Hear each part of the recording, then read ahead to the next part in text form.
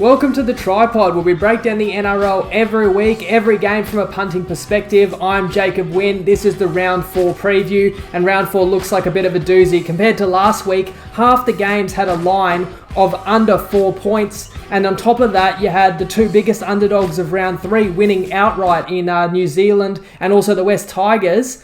And we were lucky enough to go 4-2 on the best bets. That brings us to 8-4, 67% for the season, as well as winning the mixed matchup 28-0. And when I say lucky enough, we were on the Panthers for one of those 6 best bets, and that easily could have gone the other way. And that's me just prefacing this whole pod and the rest of this season by saying I don't think I can keep up a winning clip of winning 2 out of every 3 best bets. Just not possible, but I'll always be doing my best. And I've got 4 best bets to share for round 4. And as you guys know, I always share them in the first 5 minutes of the pod. And then I'll go through each game by game and look at everything that I'm considering from a punting perspective. So let's get straight into it. So my very first best bet is going to be the Friday night encounter, the Broncos against the Storm. And I'm taking Brisbane plus 20.5 points. It's $1.90 on Unibet. Next best would be to take the plus 20 at $2 on Ladbrokes and Neds. I think it's too many points for Brisbane. They got a little bit of confidence. I understand it's a dramatic step up in class to go down and play Melbourne off 2 losses, but Melbourne is still a little bit under strength while Brisbane gets back Matt Lodge and Payne Haas.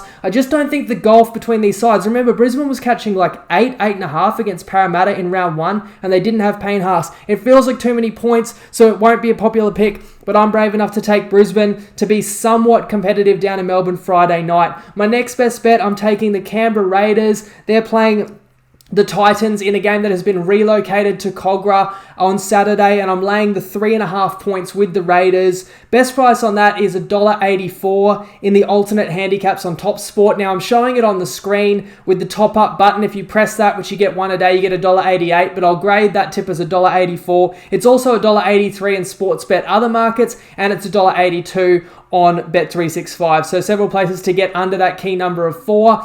I think Canberra are still just a little bit better than the Titans. There's a little bit of disruption with the Titans losing a home game because of COVID, having to come into New South Wales. But both teams have to travel. For me, the difference between these two sides is the halves. I think that you've got a George Williams and a Jack Whiten on top of the dummy half play from Hodgson is going to outclass the Titans, where they're still missing Ash Taylor.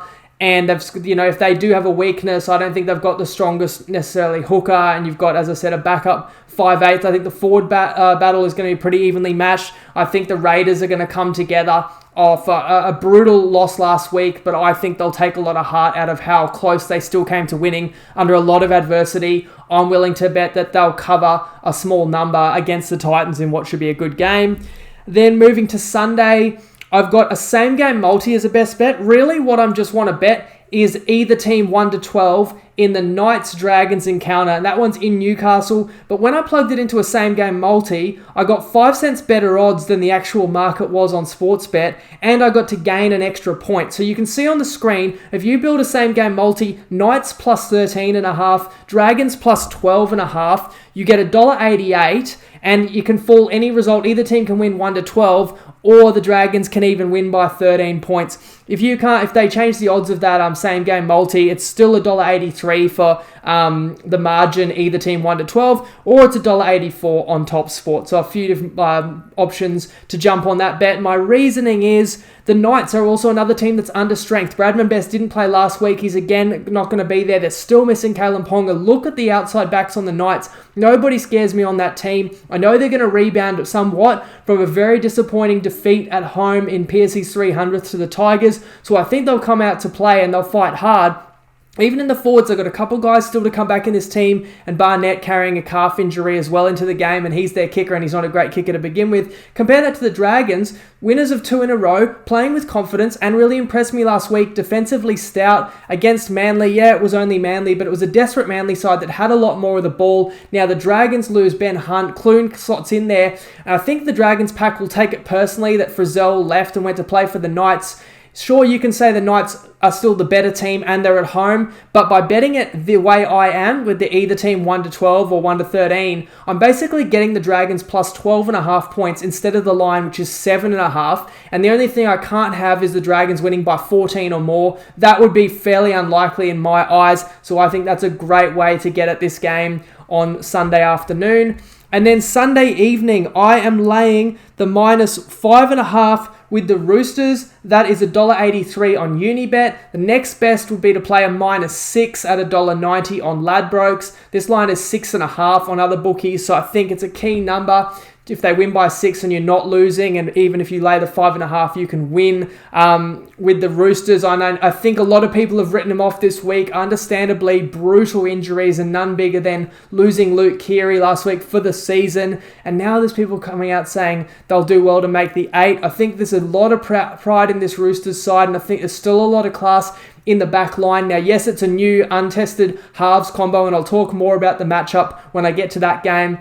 But what helps out these guys, apart from the fact that Sam Walker comes into 7 and might be a prodigy, I'm not expecting him to set the league on fire in his debut, but Teddy is being more of a ball player and taking more playmaking responsibilities than ever before. And Victor the Inflictor, which I said last week, but was coming back into the team, but that got delayed. He's back this week. He also takes pressure off the halves. I still think they've got a forward pack that matches it. Or if not, wins the battle against New Zealand. No disrespect to the Warriors, but I still think across the park at the SCG, the Roosters are going to be too good for them. So that's my 4 best bets.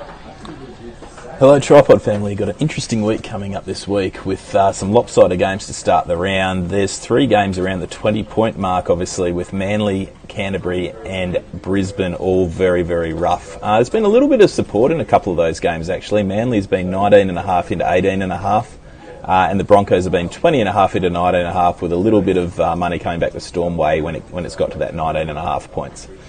The biggest move of the weekend has probably been the Titans, where they were 4.5 into 3.5 on the back of weight of money, but now the game looks as though it's getting moved from Gold Coast to another venue, Jubilee Stadium, and the line's out to a flat 4 on the back of that. The other match where there's been a little bit of movement was the Sharks and the Cowboys game. When it changed venue, the line went from 8.5 into 7.5, and now on the back of some money for the Sharks, it's back out to that 8.5. So there hasn't been any really massive moves this weekend yet, but there's been a few in and out moves based on the movement and then weight of money on the back of that. The Premiership betting's had a real shake-up on the change of, or the injuries occurred for the Roosters. They were $4.80 favourites for the competition at this time last week, but all the injuries they copped on Friday night, they've been very, very big drifters out to $10.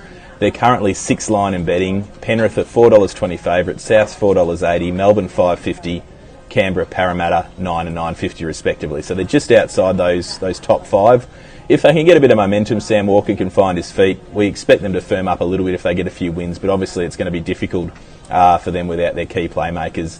But you know they've got a very good coach. They've got a strong roster. So if they can stay competitive over the next couple of weeks, we do feel that they might get back into around that $7 or $8 mark, say midway through the season. All right, good luck over the weekend. Gamble responsibly.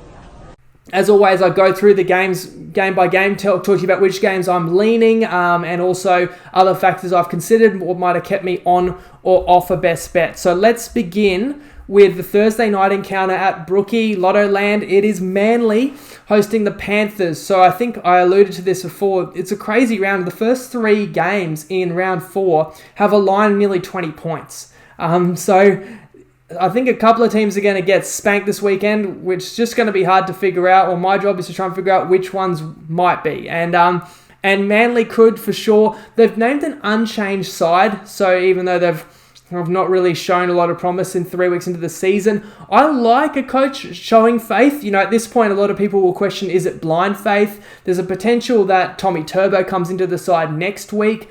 But I generally like a coach that doesn't overreact and doesn't go for mass changes, because he puts the onus on those players and says, like, you know, you got yourself into this, you got to get out of it, but also still showing belief and not throwing away everything that you've obviously prepared for in the off season.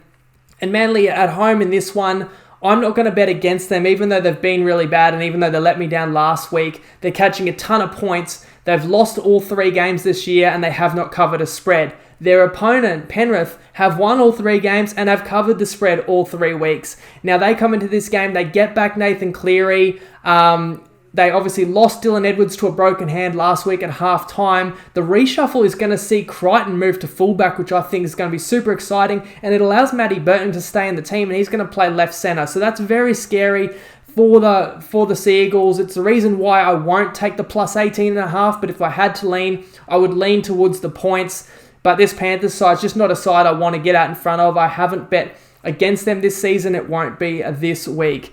Moving to Good Friday, and we've got the Dogs, the traditional Dogs Rabbitohs Easter Friday afternoon clash. And for the Dogs, the changes are Marshall King was injured again against the Broncos. He's out. Josh Jackson is suspended. They've swapped Corey Allen and Nick Meaney from wing and fullback respectively. Avarillo has been dropped. They've brought Lockie Lewis in. Been going gangbusters in reserve grade. And the word on the street is that after Burton was man of the match for the Panthers last week, while they put up another duck egg for consecutive weeks against the Broncos, that they then changed their stance on a trade with Penrith and said, okay, actually, we will give you Dylan Napa for Burton. And Penrith told them what for. So that's actually off the table now, as you can imagine. Burton on a very modest contract. There's no reason why the Panthers would want to let him go. The Panthers have got eyes on the ultimate prize this season, and when you've got a stud like that, and we saw the talent he had, the Dogs are going to have to wait another year. And it could be a long wait, and I'm one of the people that came out this season and said, there's optimism for the Bulldogs maybe in 2 or 3 years down the road, but I don't see it all changing overnight. And of the 3 big favourites, I will say, I think this would be the biggest shock of all. I just cannot see a scenario where the Bulldogs could beat the Rabbitohs here. So as much as we've got another scenario where the Bulldogs haven't won a game, haven't covered a game, and you might think there's value on the line with the Bulldogs, I don't see it. I could easily see them being blown out. The Rabbitohs are 1-17, the same side that looked bloody scary last week. Now, I guess I should make a note for something that might be coming up in people's minds. It was only round 19 last year, which was the second last round of the regular season, that the Bulldogs upset the Rabbitohs. And that's, if you recall, end of 2020, Rabbitohs were the hottest team in the league. But in round 19, they lost to the Bulldogs. And the reason I remember that so well is because we were on the Bulldogs for best bets in that game. But this is a bit of a different story. I cannot see a repeat of that.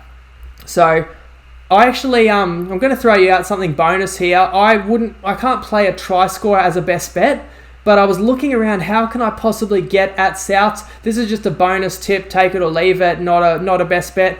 But I saw on Top Sports offering Mansource $1.89 to score a try. That looks pretty bloody generous. A guy who wants to prove himself back in the starting lineup for the Rabbitohs on the wing in a game where the Bunnies could easily score 30 points against the Bulldogs. So do with that what you will, because that's like $1.70 or lower on every other bookie.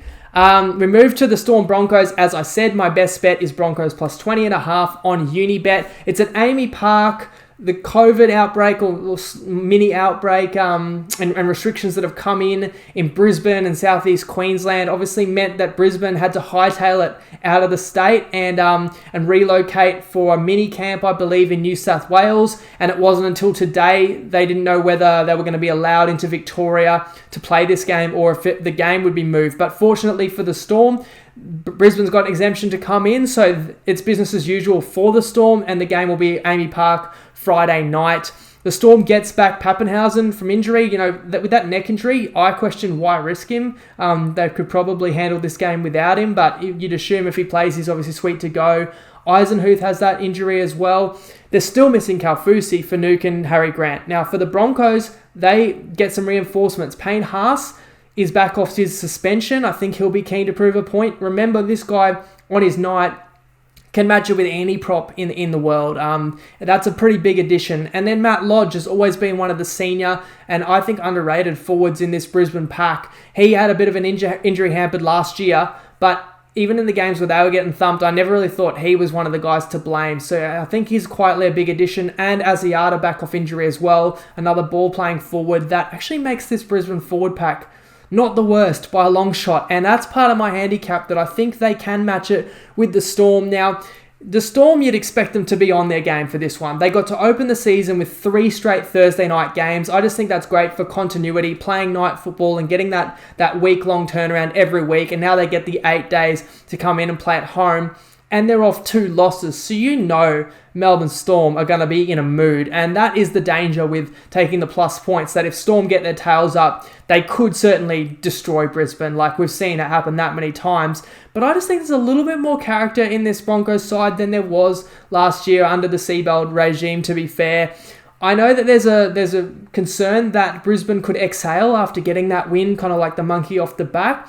But I think there's equal little bit of confidence into the team that they shouldn't come in downtrodden, and they should actually believe, hey, we can come in and fight for this. If they're not going to give themselves a chance in this one, it doesn't get much easier. I think they've got South Sydney next week and potentially Penrith the week after that, So Brisbane just needs to keep doing the right things. And I think Brisbane would be happy with a competitive loss, and the Storm would be happy to get back in the winner's circle. So that's why I'm happy to take the plus 20.5. I really think that's a lot of points the bookies are offering to take on Brisbane. Unless I'm just missing something, I'm willing to take that as a best bet.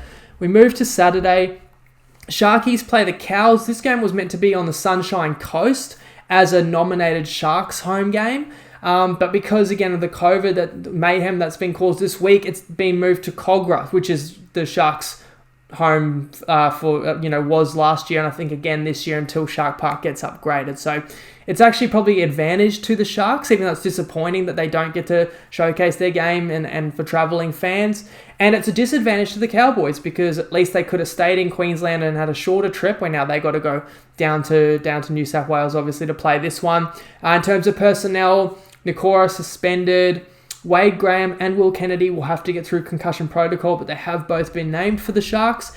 As for the Cowboys, a few changes. Jake Clifford has been dropped. Eason Masters has been dropped. Dunn is injured. Ben Hampton comes in and plays halfback. Now, both these teams lost by 20 or more last week, but it was in very different fashion, as I talked about in the recap. And if I'm not dwelling too much on what happened last week on this pod, because that's what I do the live rapid reaction for. So that's on Sunday night on YouTube, on Facebook, and I release the podcast as well. So if you want to hear more of like how I saw the action last week, that's where we talk about it in that pod. In this pod, I may obviously refer to the last game in terms of how it specifically might impact this week's matchup, but just making people aware about the recap pod if you're ever interested, or if you watch this pod, which I always try and keep short and sharp, and you want to hear a bit more footy chat, it's still worthwhile going back and listening to what I took away from round 3. But in that pod, I did speak about how the Sharks actually were really gutsy and had like so much go against them, with having no bench for the whole second half and still kept Parramatta within 6 points for like 65 minutes. Whereas the Cowboys, no excuses for them. They were just horrible. They are another team that has lost every game, that has not covered a spread. And I do worry about the mass changes a little bit, because didn't they go in the preseason working with Drinkwater at fullback and Holmes on the wing, but now Drinkwater is being put back into the 5'8" jersey, and they would have never thought Ben Hampton would be the halfback. Obviously, Michael Morgan with his shoulder complaint out indefinitely, and still no Taumalolo. So a bit of disarray for the Cowboys, and you do worry about the locker room there and the culture, and are they all behind Peyton? You do worry because the attitude was not good last game. But I look at the Sharks side, they don't blow me away with their roster. Maybe once Sean Johnson comes back in, and as I said, Nikora's out, and there's even that chance will Wade Graham and Will Kennedy both pass the concussion protocol? I'm not sure. So it's not jumping out at me to lay the points with the Sharks in this one. But they could easily won round 2 if not for missing all those conversions and penalty goals. And then they had like a mash unit of a team in round 3. I don't think they'll be feeling down. I think that they'll come in and fight. They always make their opponents earn it. But nobody really wants to be on the Cowboys. So this line is, I think 8.5, 9.5 in most places. If it was double digits, I would actually probably be jumping on North Queensland. But as it currently stands, I don't have a best bet on that game. Then it's a double header at Cogra because the Titans host the Raiders. But again, a game that was moved from the Gold Coast, very bad luck for the Titans.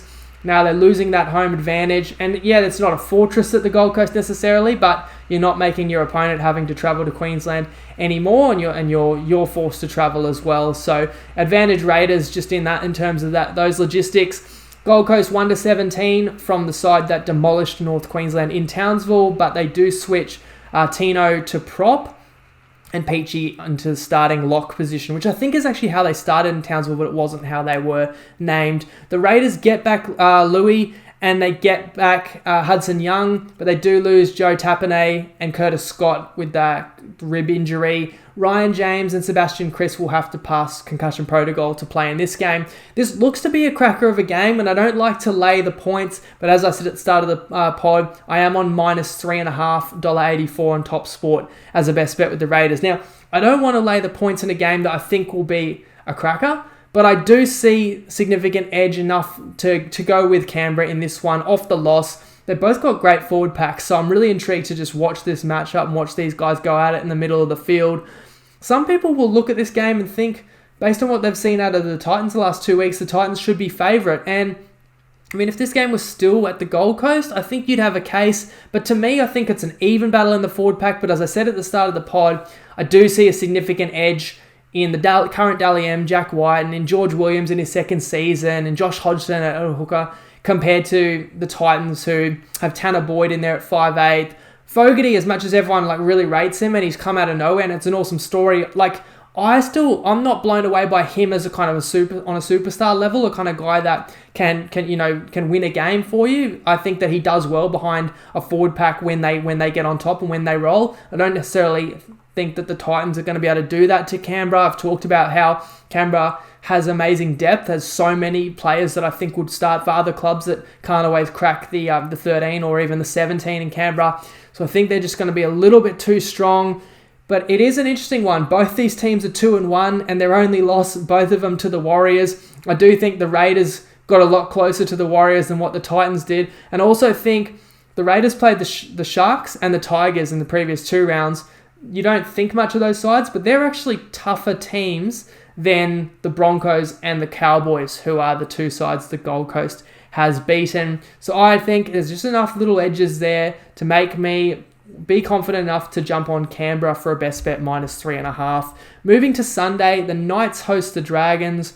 So I talked about this on the top as well. So the Knights are still far from a finished product and still missing Bradman Best, who was scratched a couple of days before kickoff last week. So now that backline really does look a bit grim. Barnett is named, but he's dealing with this calf strain, and after kicking well in round 1, I think he kicked well in round 2, I can't remember, but then he missed a few last week. He's not even the first choice kicker, and there's no guarantee he's going to play, or if he does, he's got that injury. They've picked Blake Green on the bench, which I find a little bit curious. Don't know if there'll be a late shuffle in this one. But Newcastle is a solid side that's still missing some of their best players and is coming in incomplete. But then again, so are the Dragons. Benny Hunt fractured leg last week in the win. Adam Clune will swap straight back in. Jack Bird is suspended. So here you've got 2 teams that have both won 2 out of 3, but are under strength. Now, my best bet, as I said at the top, I'm taking a sneaky same-game multi. Essentially, the best bet is either team 1-12, but in fact, you can get yourself 1 extra point of value, as I said, by taking the plus 12.5 with the Dragons, but then in the pick your own line, plus 13.5 with the Knights when you take them both.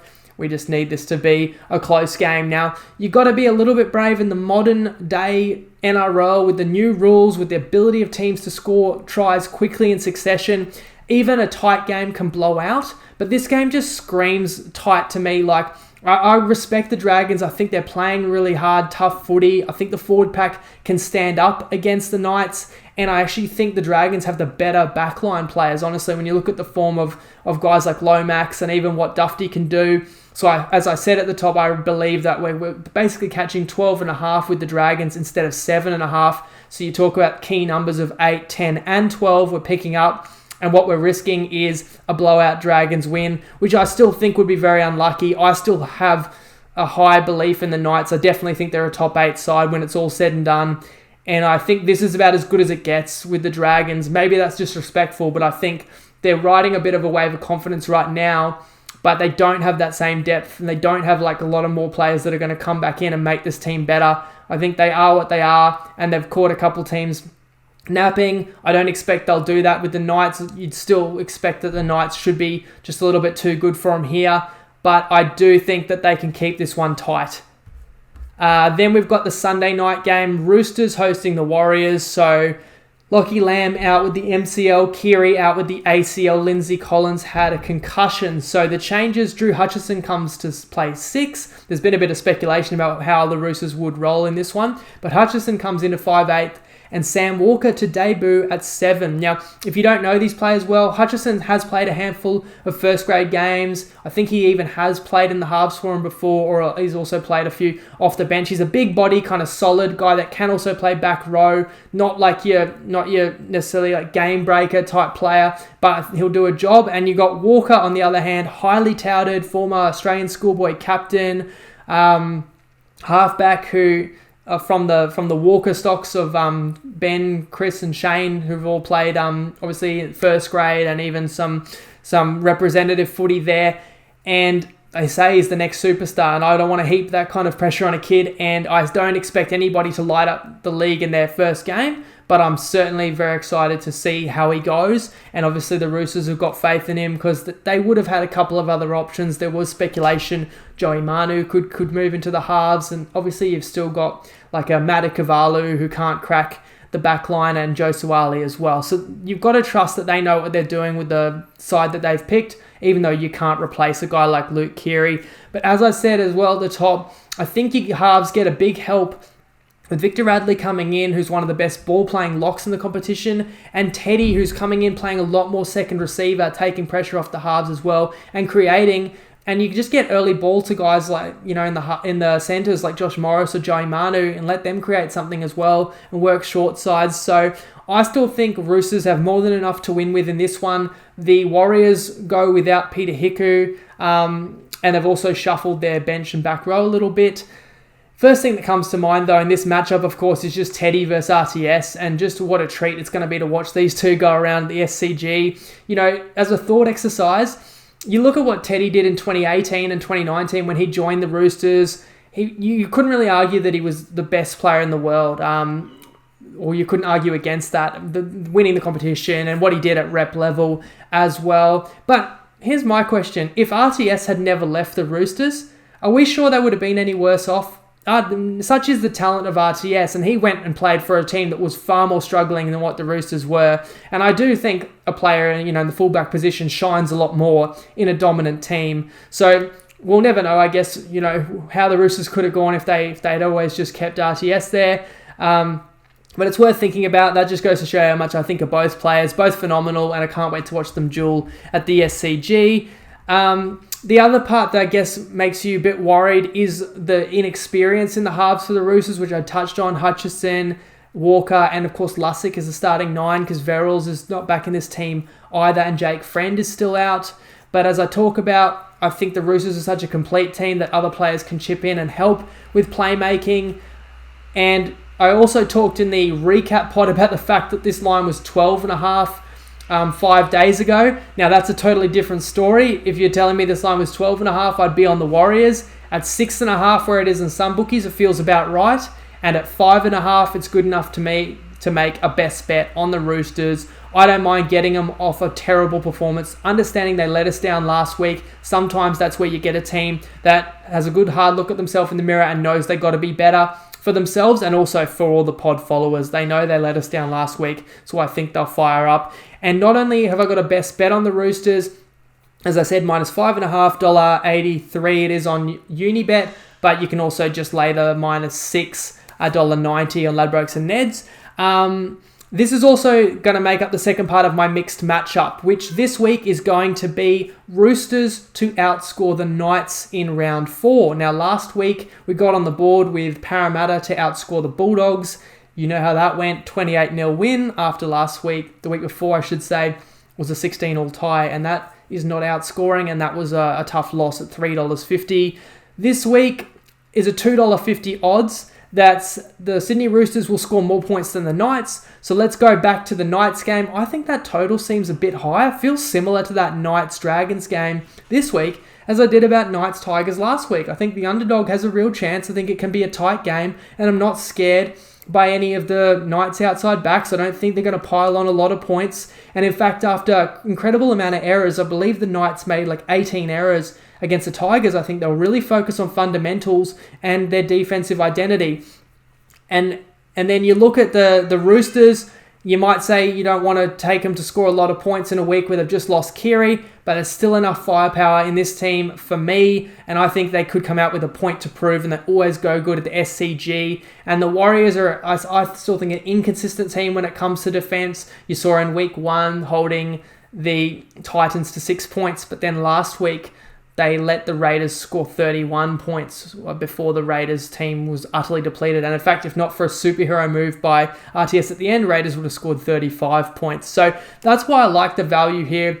I think team total wise, Roosters team total is about the same as the Knights, maybe 1 point less. And we do lose if they score the same number of points. But I think at $2.50, max bet 200, which you can bet on Top Sport. Use the promo code TRIPOD if you haven't joined Top Sport and you're interested to jump on to get at markets like this every week. I believe that's good value there. I like our chances. I think Dragons, as long as Dragons keep the Knights to anything 24 or under, we're going in with great value into the Sunday night football. How good is that going to be? Sunday night footy, Roosters, Warriors. And we get a Monday game as well, Easter Monday. The Tigers host the Eels. Wests are unchanged off their upset win, while the Eels gain Ryan Madison. Moses in concussion protocol, but he is named. My first instinct for this game, where the line is, I think, between 9.5, it's around 9.5. I think some bookies have a flat 10, or even if you wanted it, and I did consider it, some bookies have got like plus 10.5 on the Tigers, $1.82. And that's my inclination. If I had to play this game, I'm taking the points. You guys know that I'm a bit higher on the Tigers, and I do believe in them as a decent competitive footy side, probably more so than your typical footy follower. But then again, I really rate this Eels side too, and it just seems like a great spot for the Eels. They had a 9-day prep rolling into a home game against Cronulla, and then Cronulla's whole team was wiped out basically, and the Eels had all the ball and got to just control the game and cruise to a win that really didn't take a lot of petrol out of the team. And then they don't have to back up again for another 9 days to play. Now, granted, it's not at Wank Best, but they play this one in Sydney again against West Tigers, and you gain a rep level player in Maddo back into the team. And this Eels side is now starting to get the same respect that your Raiders and your Roosters got in a double-digit start against a side like the Tigers, even though the Tigers proved they're not lame ducks getting a win last week. But I think that respect in the marketplace for the Eels is warranted, because you guys know I gave them out as value to win the minor premiership and picked them as a top 4 team. And they are the kind of side that can get into a battle with a team and be leading by 4, 6, 8 points and then blow them out late. And that could happen here. It's just enough to keep me off the Tigers, but too many points to lay for me for the Eels, because on the other hand, I could also see it being a good game. And in general, if I don't have a bet on a game, I want it to be a good game. I hope it is, and I hope we can enjoy all these games, whether it's great footy or it's great results for our bets. Only back the best bets I've shared tonight that you agree with, of course. Let me know what you think. Have I said anything you completely disagree, or any other key angles you're looking at for any of the footy? Always love chatting about all the games as we lead up to them. That's one of the fun parts of the week, is speculating and chatting footy and chatting about punting, building up to the games, and then we get to see it all unfold and we get to see how we go. So 4 best bets for you guys and the mixed matchup. Appreciate you guys tuning in, and I hope you guys enjoy the footy, and then I'll be back on, I guess, Monday. I'll do my rapid reaction, so a day later, because we've got that one extra game. Stay tuned whether I decide to do a rapid reaction after 7 games or after 8. I'll let you know. But thanks for tuning in. As always, gamble responsibly. Lego.